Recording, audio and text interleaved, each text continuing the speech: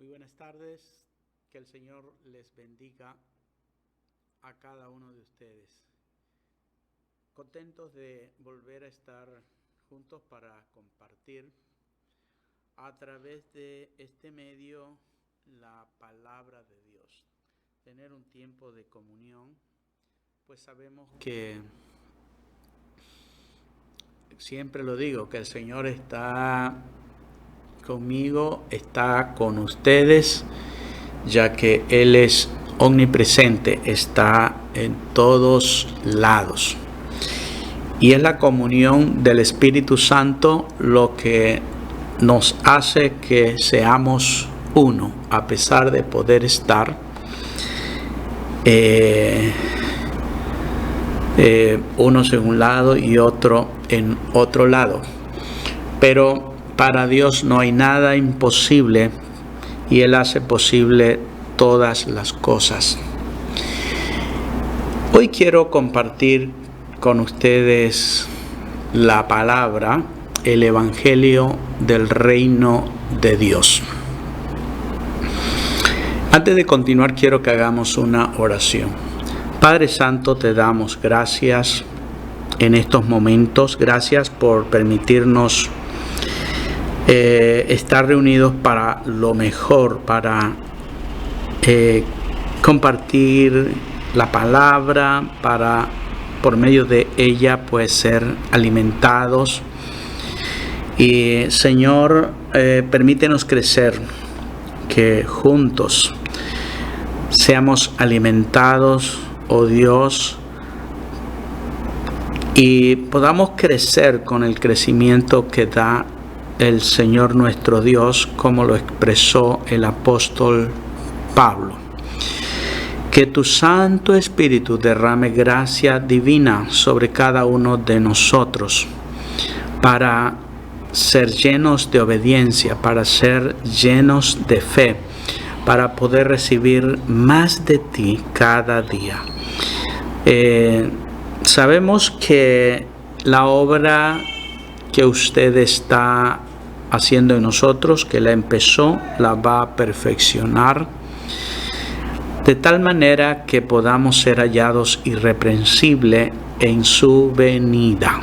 Padre, que tu palabra sea poderosa, traiga sanidad, que aún las personas que en este momento puedan estar con algún problema de salud, al final puedan darse cuenta que hay salud y bendición en escuchar tu palabra. Tú lo has hecho conmigo, puedes hacerlo también con cualquiera que dispone su corazón para recibir de ti la bendición. En el poderoso nombre de Jesús. Amén y amén. Quiero leer en el Evangelio escrito por Marcos, en el capítulo 1, verso 14 y 15, dice la palabra de Dios así.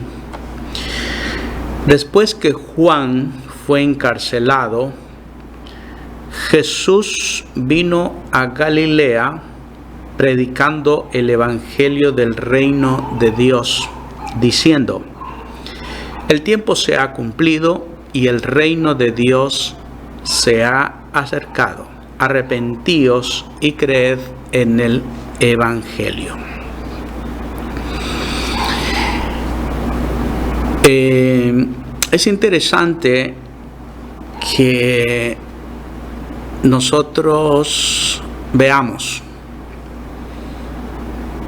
que en la palabra de Dios no simplemente se lo llama o se dice el Evangelio. No dice el Evangelio de Dios. Dice el Evangelio del reino de Dios. Y esta es una palabra que no solamente se encuentra aquí o que rara vez se la encuentra.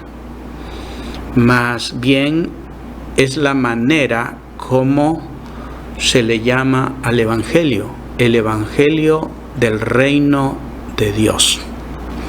Entonces esto llama la atención puesto que la mayoría hablamos del Evangelio, pero no nos damos cuenta que es el Evangelio del reino de Dios.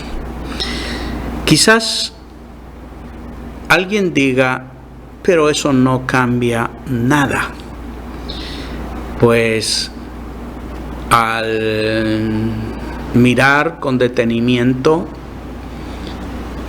las cosas o la manera como hemos estado predicando el Evangelio, la manera como muchos llevamos la vida cristiana, nuestra manera de pensar demuestra que nos hemos quedado cortos, no solamente en decir el Evangelio, sino en el sentido de saber que es el Evangelio del reino de Dios. La palabra reino es algo que me ha llevado pues a estudiar con detenimiento el tema. Lo he hecho ya hace algunos meses. Había escuchado a través de unos años que muchos pastores hablan de que fulano es hombre de reino, de que tal iglesia es una iglesia de reino. Y siempre que escuché esto, dije, voy a estudiar y a profundizar el tema. ¿Hasta qué punto el asunto es así? O sencillamente están tratando de crear algo que no existe. Y bueno, la manera como muchos presentan o la manera como muchos hablan de ser gente de reino, muchas veces están equivocados, muchas veces han tomado como algo nuevo, algo que en realidad es... verá, por eso he tomado este texto hoy, donde se habla de que cuando Jesús vino, ¿no? Y Juan el Bautista también, su mensaje era: arrepentíos porque el reino de los cielos se ha acercado.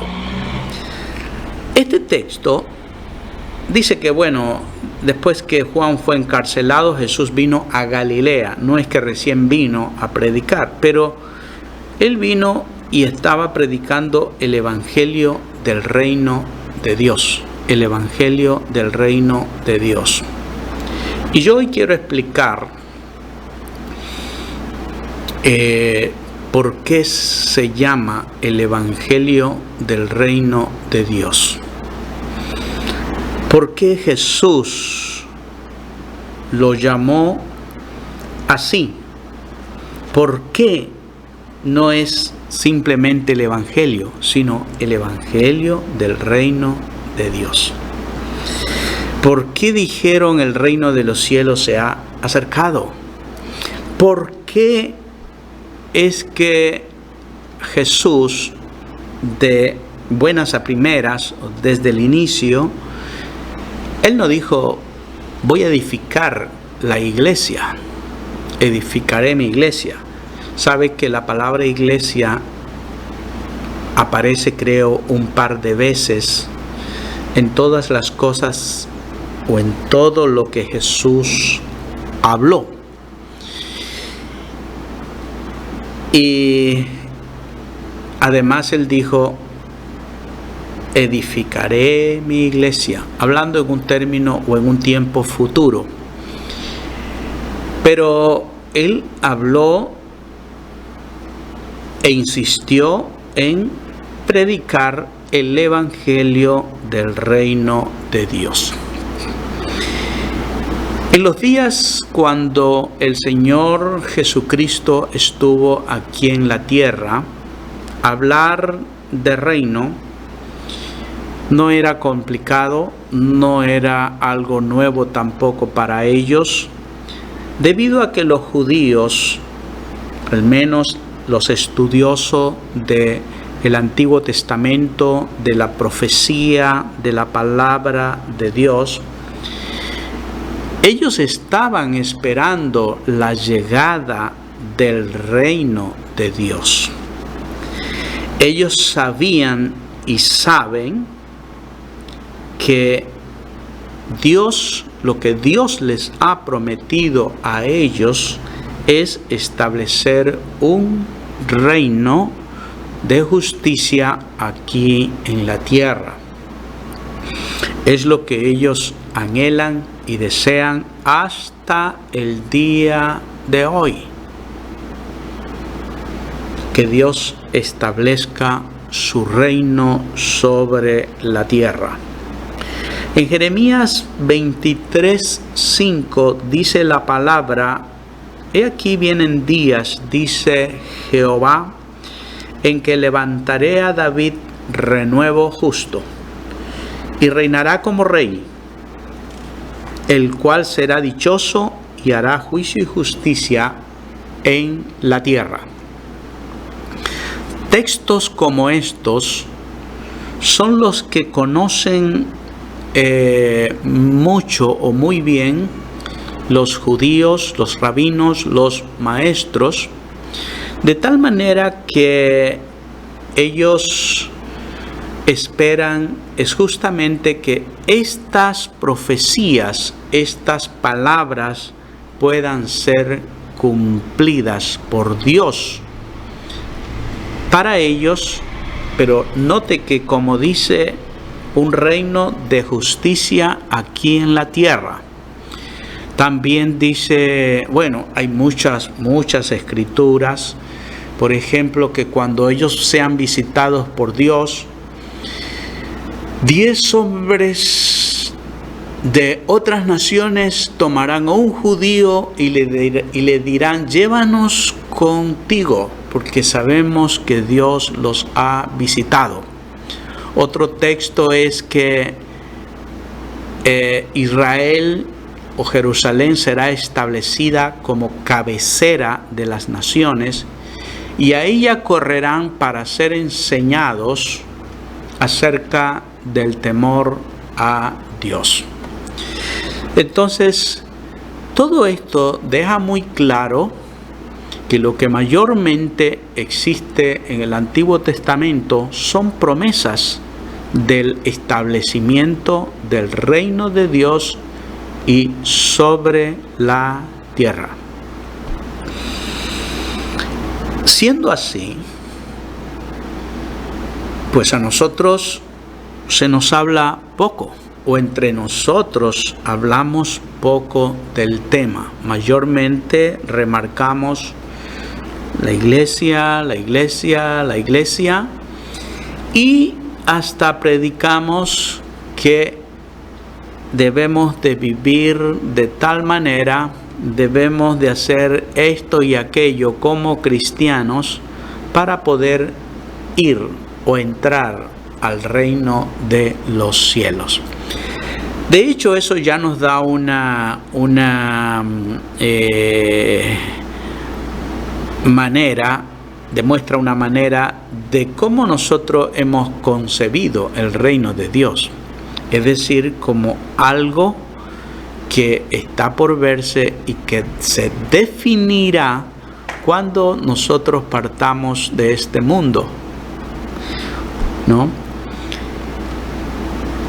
Entonces, vamos a ir aclarando poco a poco este asunto, ya que, como usted ve, desde el principio que apareció Juan el Bautista como un precursor, como alguien que empezó a anunciar que el rey ya estaba entre ellos en aquel tiempo,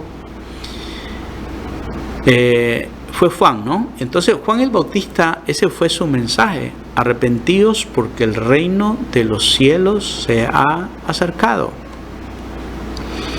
Así es que cuando ve a Jesús, ¿no? Él estaba bautizando en el Jordán, y un buen día de esos, no sé si era tarde, mañana, pero lo ve en la ribera y dice: he aquí el Cordero de Dios que quita el pecado del mundo.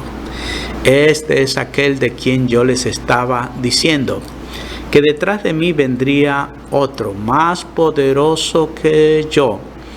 Entonces, cuando lo vio, se gozó, y su trabajo fue engrandecerlo a Jesús y mostrar que él era aquel de quien él estaba predicando, que él era la razón incluso por la cual estaba bautizando personas en el río Jordán, preparando el corazón de ellos para que pudieran recibir al Mesías, ¿no?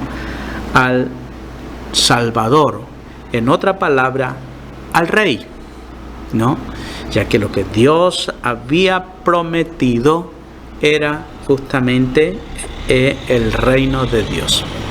Entonces, hablar del reino de Dios y hablar del Evangelio no es otra cosa distinta, no es otra cosa nueva.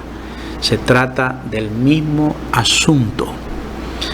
Por eso es que el Señor Jesucristo y los escritores del Nuevo Testamento se refieren al Evangelio del Reino de Dios. En Mateo 24, creo que es el verso 14, donde dice: y este Evangelio del Reino será predicado en toda la tierra, entonces vendrá el fin. Este Evangelio del Reino. Entonces es el mismo. Y si aquí la palabra o el texto que acabamos de leer en Marcos también nos dice que Jesús venía desde Galilea predicando el Evangelio del Reino de Dios, es decir, que es el mismo Evangelio que trae salvación, que trae perdón de pecados. Es el mismo Evangelio que justifica al pecador, al que se lo conoce y se lo llama como el Evangelio del Reino de Dios. En el tiempo de Jesús, cuando llegó Jesús acá en la tierra, habían personas piadosas, muy espirituales, gente que amaba a Dios, no simplemente de una manera religiosa, no de una manera como muchos fariseos con hipocresía. Digo esta palabra porque Jesús calificó así a muchos de los fariseos que existieron en aquellos días. Vemos que también había gente genuina, gente que conocía el corazón de Dios, discernía los tiempos, y ellos también eran lo que esperaban. Por ejemplo, en Lucas 2, vamos a leer los versos 25 y 26. El Evangelio de Lucas, capítulo 2, versos 25 y 26, dice que Simeón esperaba la consolación de Israel. Dice: y he aquí, había en Jerusalén un hombre llamado Simeón, y este hombre justo y piadoso. Piadoso significa que llevaba una vida agradable a Dios, conforme a la piedad o a la vida que corresponde a una persona que sirve a Dios. Justo y piadoso, esperaba la consolación de Israel. Otra versión utiliza la palabra liberación de Israel.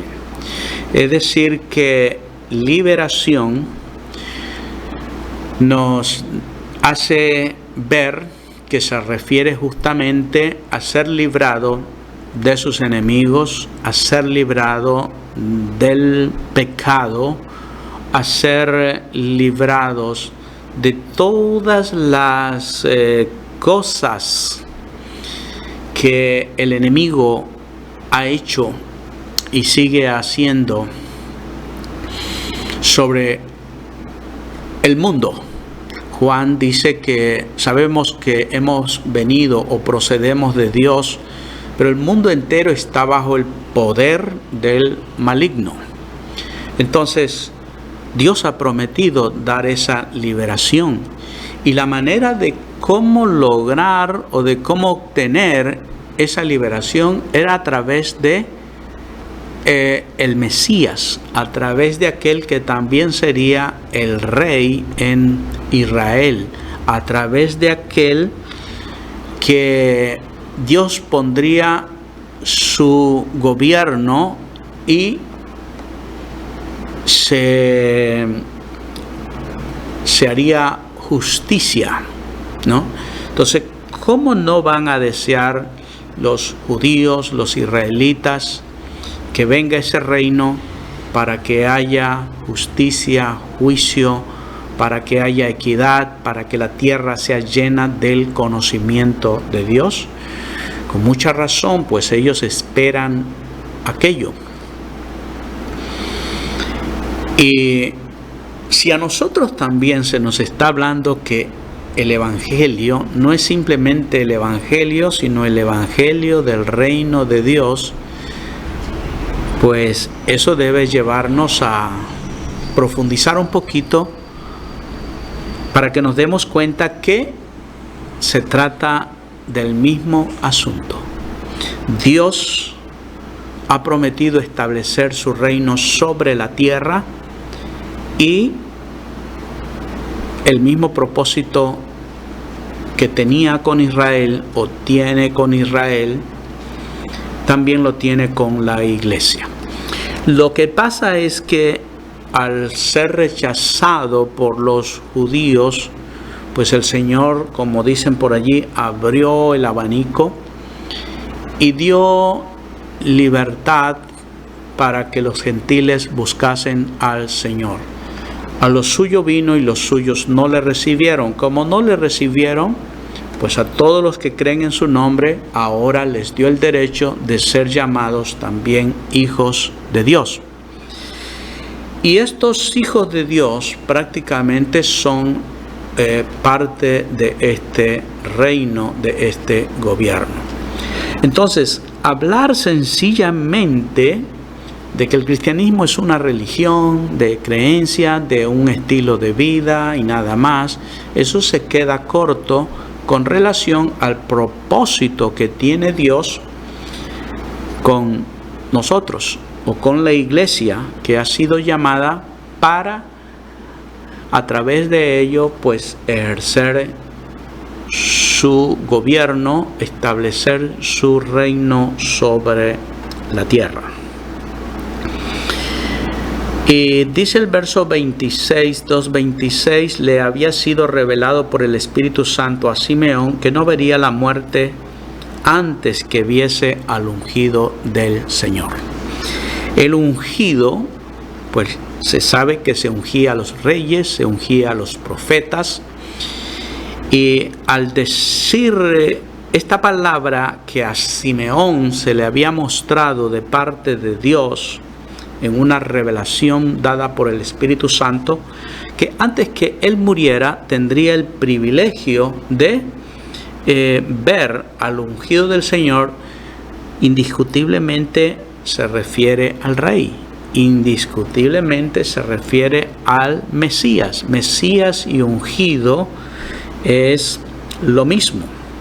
Así es que ya este hombre, entrado en días, en años, en una edad muy madura, a punto de partir de este mundo, tuvo el privilegio de poder ver al Señor Jesucristo, y él tuvo ese conocimiento de que Jesús era el Rey prometido. Entonces, él tiene esa dicha, tuvo esa bienaventuranza de ver con sus ojos al ungido del Señor.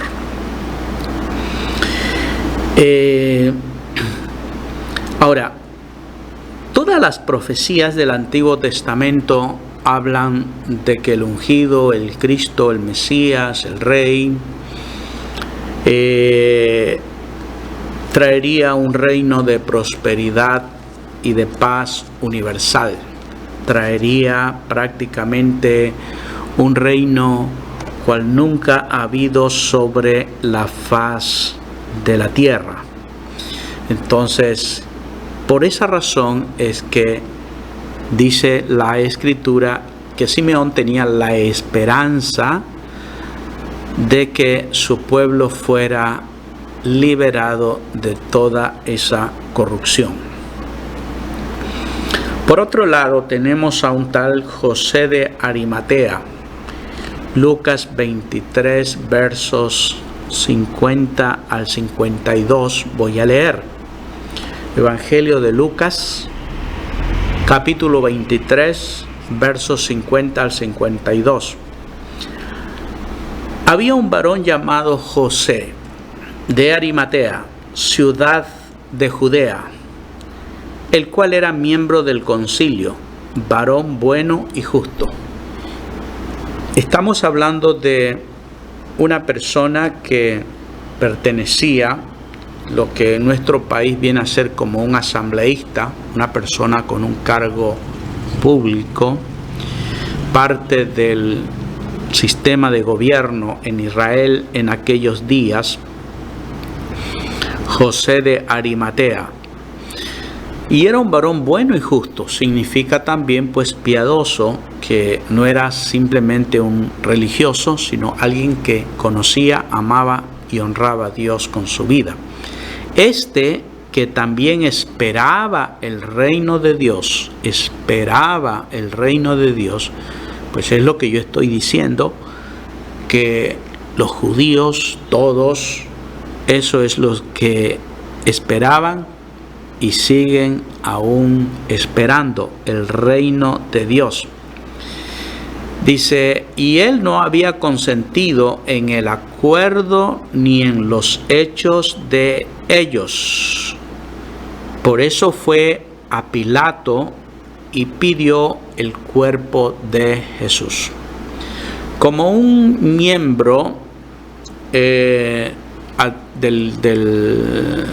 la nación, un hombre parte del gobierno de Israel, dice que él no dio consentimiento. No sé si tenía esto se llama Sanedrín en vez de la asamblea o en vez de la Cámara de Representantes o Diputados, que más o menos eso era el trabajo que hacían estas personas. Dice, él dio su voto en contra. Él no había consentido en el acuerdo ni en los hechos de ellos. No participó para nada.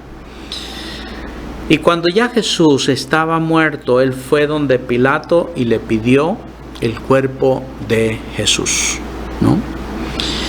Pues significa que José de Arimatea entendió, aceptó, creyó que Jesús era el Mesías, era el ungido de Dios, ¿no? A quien Dios había enviado, o al menos pues no se opuso, pues sabía que este era un hombre o un enviado de Dios. Dice que él también esperaba el reino de Dios. Ahora, ¿cuál era el problema o cuál fue el problema? ¿Cuál es el problema aún entre los judíos? He tenido la oportunidad de hablar con judíos pocas veces, pero cuando he tenido esa oportunidad, pues he tratado de hablar del Evangelio. Y ellos, pues, a su vez rechazan totalmente a Jesús, que Jesús no es el ungido, el Cristo, el Mesías. Fue un farsante. Entonces, ellos tratan de hacernos mirar que estamos creyendo en alguien que no lo es. para nada. Entonces, mi pregunta ha sido para ellos: ¿por qué pueden ustedes asegurar que Jesús no fue el ungido, no fue el Cristo, el Mesías prometido por Dios? Y la respuesta siempre es que no se ajusta o no cumple no cumple todas las profecías dadas en el Antiguo Testamento que debe de tener el Mesías que Dios ha prometido, ¿no? Y para esto ellos, claro, van a muchos textos de la Biblia. Yo quiero aquí mencionar algo sobre el asunto. Para esto, y para no tenerlos saltando de un lugar a otro en la Biblia, quiero sencillamente que abran en Isaías 11. En el libro de Isaías capítulo 11. El versículo 1 dice: saldrá una vara del tronco de Isaí, y un vástago retoñará de sus raíces. Los judíos con esta palabra saben perfectamente que el Mesías es un descendiente del rey David. Y al decir que es un descendiente del rey David, ¿no?, un hijo, pues si David fue un mortal, pues el Mesías, que es hijo de David, un hombre mortal, pues también tiene que ser de la misma manera, ¿no? Un mortal. Y esta palabra, mire que dice: saldrá una vara del tronco de Isaí, un retoño. Es como estaríamos hablando que de un tronco de pronto sale un brote, una nueva rama, quien será el rey o el Mesías de Israel. Entonces ellos tienen muy claro que el Mesías prometido puede muy bien ser un hombre de carne y huesos, mortal, que quizás tenga que ser reemplazado luego por otro rey de la misma manera, sobre todo en su carácter.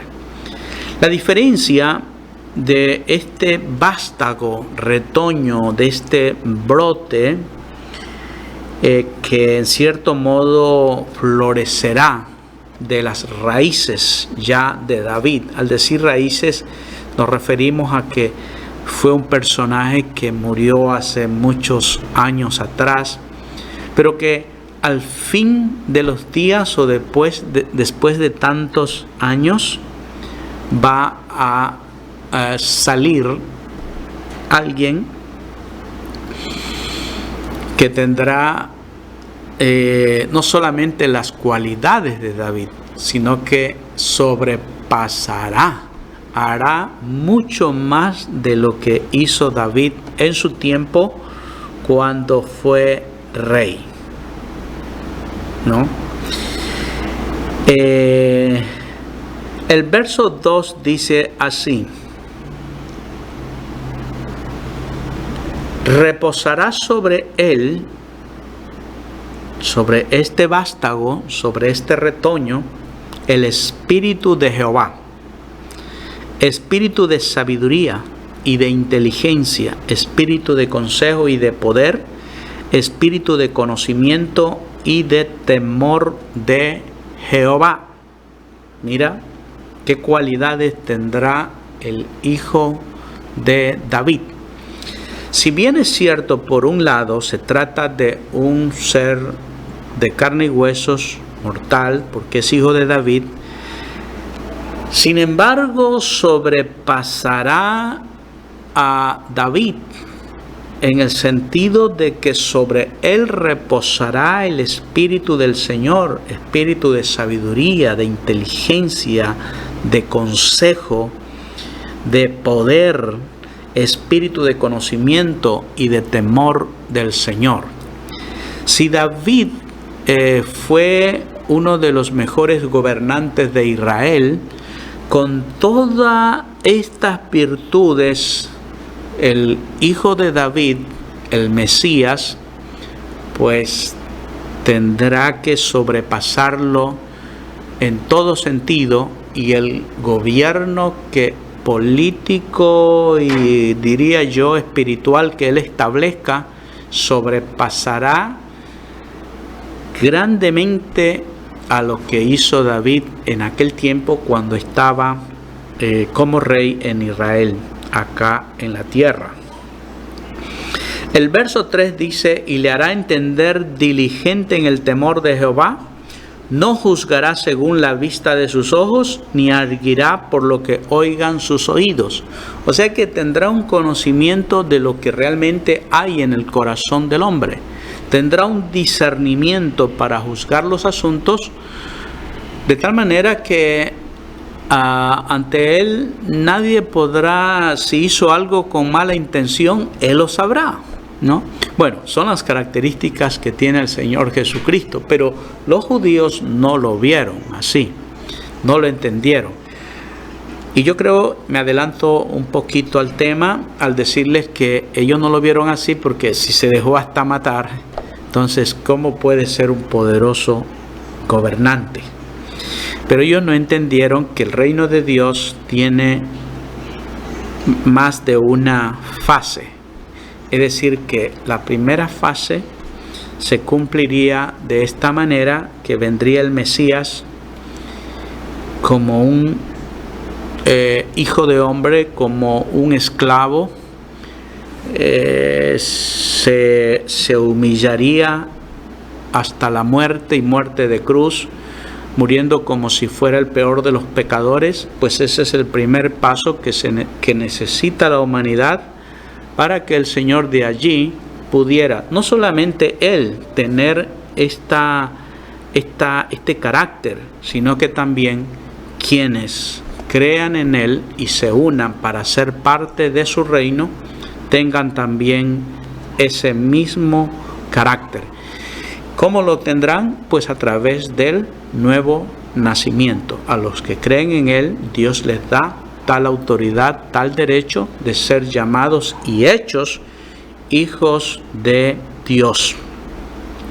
Recordemos que las palabras a Nicodemo, también otro hombre importante en Israel que ocupaba un cargo, el Señor le dijo: tienes que nacer de nuevo para que puedas ver el reino de Dios. Porque era alguien que también pues quería saber cómo se establecería el reino de Dios. Y Jesús se adelanta para decirle: si tú quieres ver el reino de Dios, tienes que nacer de nuevo. Si quieres entrar, tienes que nacer del agua y del Espíritu para que puedas entrar en el reino de Dios. Con todo esto nos estaba dejando claro que el reino que el Señor venía a establecer era más allá, sobrepasaba lo que los judíos estaban entendiendo, que sencillamente se trataba de ser un gobierno más acá, una nación gobernada por un gran estratega militar, por un ser muy inteligente y todo eso. No entendieron lo del nacer de nuevo, no entendieron lo de que los gobernantes de Jesús en el reino serían personas transformadas, ¿no? Donde la muerte, el pecado ya no tiene poder sobre ellos. Y bueno, hasta aquí yo les quiero dejar este tema. Estamos recién empezando. Pero para que usted tenga una idea por qué se llama el Evangelio del Reino de Dios. Si lo que nosotros siempre hemos estado escuchando es sencillamente de salvación, de justificación, de perdón, para poder ir al cielo, quiero que empecemos a entender que en el corazón de Dios está el reino de Dios. Y es a lo que quiero que poco a poco nuestros ojos sean abiertos y podamos tener esta verdad también en nuestro corazón. Allí donde está, quiero invitarles a orar. Oremos porque Dios nos muestre, Dios nos revele, porque en realidad seamos gente de reino. No solamente porque hablemos así, sino también porque el reino de Dios se establezca en nuestra vida. Porque procuremos ser esos futuros gobernantes, que tengamos el carácter de Jesús para poder reinar con Él, ¿no?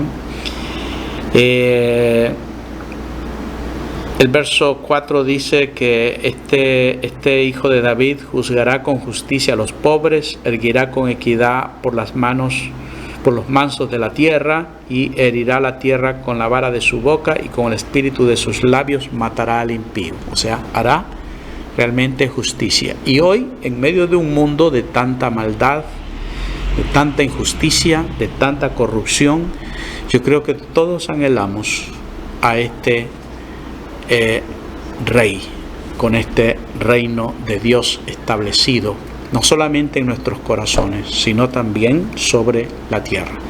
Padre, en el nombre de Jesús te agradecemos hoy por tu palabra. Señor, que las personas que hoy han escuchado esta palabra puedan ser abiertos su corazón, su entendimiento,